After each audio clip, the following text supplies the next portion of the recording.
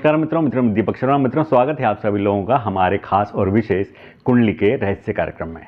मित्रों, आज के कार्यक्रम में हम राहु और केतु की विशेष व्याख्या करने वाले हैं। और मित्रों, हमारा यह दावा है कि यदि आप यह कार्यक्रम पूरा देखते हैं तो आपकी राहु और केतु को लेकर जो नकारात्मक सोच है वह बदल जाएगी।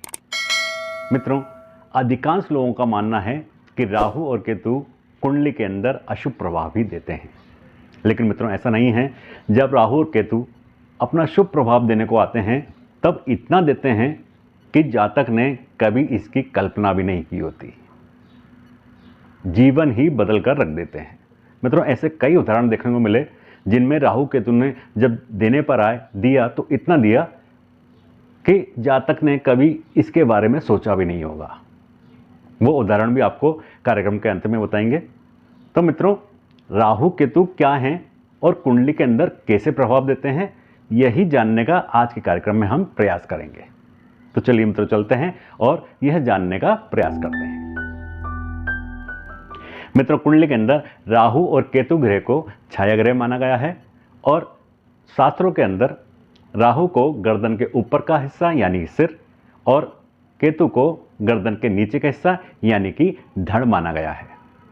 अब मित्रों, राहु जब सिर वाला हिस्सा होते हैं तो इनके पास दृष्टि होती है और केतु गर्दन के नीचे वाला हिस्सा है, इसलिए इनके पास मन होता है। राहु के पास मस्तिष्क और दृष्टि होती है, केतु के पास केवल मन होता है। मित्रों, यदि इतनी सी ही बात को हम गहराई से समझ लेंगे तो राहु और केतु के बारे में नकारात्मक विचार स्वतः ही खत्म हो जाएंगे, नष्ट हो जाएंगे। मित्रों, राहु के पास मस्तिष्क है और मस्तिष्क संकेतों के आधार पर कार्य करता है। मस्तिष्क के अंदर जो तंत्र है, तंत्र को जैसे ही संकेत मिलते हैं मस्तिष्क काम करने लग जाता है। जैसे हमें कोई ख्याल आया और उस पर तुरंत ही हमने काम करना आरंभ कर दिया, तो यह राहु है। कोई सोच आई और सोच आने के बाद जैसे ही हमने कोई काम किया, वह राहु है। राहु शोध है, राहु अनुसंधान है, राहु ही आविष्कार है। तो मित्रों, इस तरीके से जो भी विचार आया और विचार आने के बाद हमने उस पर प्रतिक्रिया दी, वह सब कुछ राहु ही कराता है। या यूं कह लें कि हम किसी भी काम के लिए विचार कर रहे हैं तो उस पर जो पहली प्रतिक्रिया होगी वह राहु ही होंगे। तो मित्रों, हमारे लक्ष्य को पूरा करने के लिए जो प्रयास होते हैं वह राहु ही कराते हैं और केतु जो हमने सोच रखा है यानी कि जो संग्रहण क्षमता होती है वह मन के अंदर जो है वह केतु है।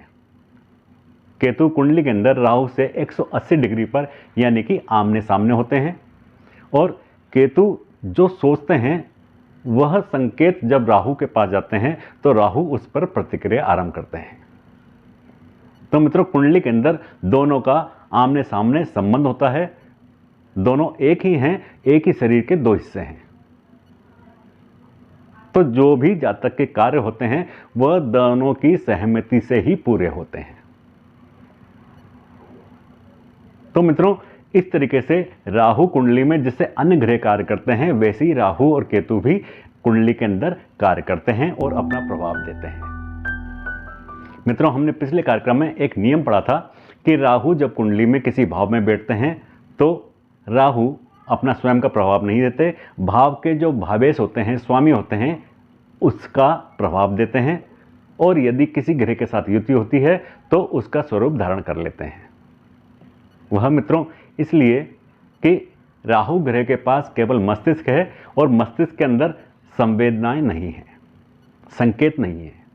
तो जब भी यह किसी भाव में बैठते हैं तो किसी ग्रह के साथ जिस ग्रह की संकेत इनको मिलते हैं उसी के अनुसार यह काम करते हैं। जैसे भाव में बैठेंगे उस भाव के स्वामी जो होंगे उसी के अनुसार ये फल प्रदान करेंगे, या फिर किसी ग्रह के साथ युति है तो उसका स्वरूप धारण कर लेंगे। यही कारण है मित्रों कि यह नियम हमने आपको बताया। अब मित्रों, अधिकांश लोगों की सोच है कि राहु और केतु ग्रह कुंडली में अशुभ प्रभाव भी देते हैं।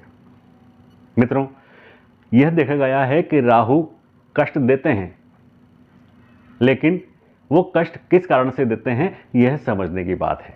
मित्रों, हमने पिछले कार्यक्रम में आपको बताया कि ये पाप ग्रह जो हमने पूर्व जन्म में पाप कर्म किए, नीच कर्म किए, उसका फल यहाँ पर देते हैं। तो मित्रों, राहु ग्रह जो हमें कष्ट देते हैं, हमें परेशानियां होती हैं, वह इसलिए देते हैं कि वह एक मौका देते हैं अपना प्रायश्चित पूरा करने का। पूर्व जन्म में जो कर्म अधूरे रह गए थे, जिनका फल भोगना बाकी रह गया था, उन फलों को यहाँ पर भोगना है और अपने कर्म सुधारने हैं। उन्हीं से आने वाला जीवन सफल होगा। तो मित्रों, इस जन्म में जो कष्ट मिल रहे हैं, राहु के द्वारा जो कष्ट मिल रहे हैं, राहु बार बार कष्ट देकर सुधरने का मौका दे रहे हैं और अपना प्रायश्चित पूरा करने का आपको समय देते हैं। मित्रों, यदि बार बार आपको कष्ट मिल रहा है, एक ही तरीके से आपको कष्ट मिल रहा है, यह अनुभव करने की बात है कि यदि आपको बार बार और अत्यंत ही कष्ट मिल रहा है, तो यानी कि उसमें कहीं ना कहीं आपका संबंध है। उसको हमें सोचना चाहिए और उसमें सुधार करना चाहिए और उसके उपाय भी करने चाहिए।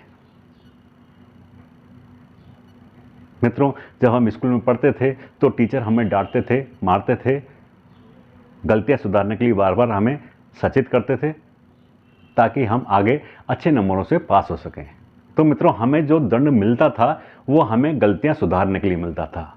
मित्रों, यहाँ पर भी जो हमें दंड मिला, जो हमें कष्ट मिलते हैं, वह हमें गलतियां सुधारने के लिए मिलते हैं। इसी कारण से मित्रों, हमने अधिकांश कुंडलियां देखी, हर कुंडली के अंदर जो राहु ग्रह के दोष हैं, राहु केतु के दोष हैं, उनके अंदर अंत में इतना शुभ फल मिला कि जिसकी कल्पना भी कभी की नहीं होगी। मित्रों, राहु ग्रह के जो दोष हैं, जैसे कालसर्प योग, जिसके हमारे कार्यक्रम अभी लगातार चल रहे हैं, तो कालसर्प योग में अभी तक हमने जो अध्ययन किया, उसके अंदर मित्रों जितने भी कालसर्प योग हैं, उनमें अंत में आकर जातक को बहुत ही शुभ परिणाम प्राप्त हुए। और मित्रों, ऐसे कई उदाहरण हैं कि जिसमें जातक को दोष होते हुए भी राहु ग्रह के माध्यम से इतने शुभ परिणाम प्राप्त हुए, इतने शुभ फल प्राप्त हुए कि जातक का जीवन ही बदल गया। मित्रों, हमने कई व्यक्तियों की ऐसी कुंडली देखी, जैसे धीरूभाई अंबानी, उनकी कुंडली में भी कालसर्प योग है। लेकिन कालसर्प योग होने के बाद भी वह इस स्तर पर पहुंचे, इस शीर्ष स्तर पर पहुंचे जिसकी उन्होंने कभी कल्पना भी नहीं की होगी। मित्रों, विश्व के सबसे अमीर व्यक्तियों की सूची में उनका नाम है। मित्रों, इसी तरीके से सचिन तेंदुलकर की कुंडली में भी कालसर्प योग है। और मित्रों, सचिन तेंदुलकर ने कभी ये सोचा भी नहीं होगा कि आज वह क्रिकेट की दुनिया के भगवान बन जाएंगे। तो मित्रों, ऐसे कई उदाहरण हैं जिनमें राहु का दोष होते हुए भी उन व्यक्तियों ने शीर्ष पर स्थान प्राप्त हुआ। तो मित्रों, ऐसा सोचना गलत है कि राहु केतु कुंडली में अशुभ प्रभाव देते हैं। राहु केतु कुंडली में जातक को इतना मजबूत बना देते हैं कि वह आने वाले भविष्य को, आने वाले जीवन को सुंदर बना सके और मजबूत बना सके। मित्रों, केतु ग्रह जो राहु ग्रह से 7वें स्थान पर होते हैं, आमने सामने होते हैं, केतु ग्रह जातक को आध्यात्म की तरह मोड़ देते हैं, धर्म के प्रति उसकी रुचि जगा देते हैं। तो जो जीवन का अंतिम पड़ाव होता है, उसमें जातक आध्यात्म की तरफ मुड़ जाता है और धर्म कर्म में रुचि लेने लगता है और अपने जीवन को सफल बना लेता है। या यूँ कह लें कि राहु मोक्ष का रास्ता दिखाते हैं और केतु मोक्ष दिलाने का कार्य करते हैं।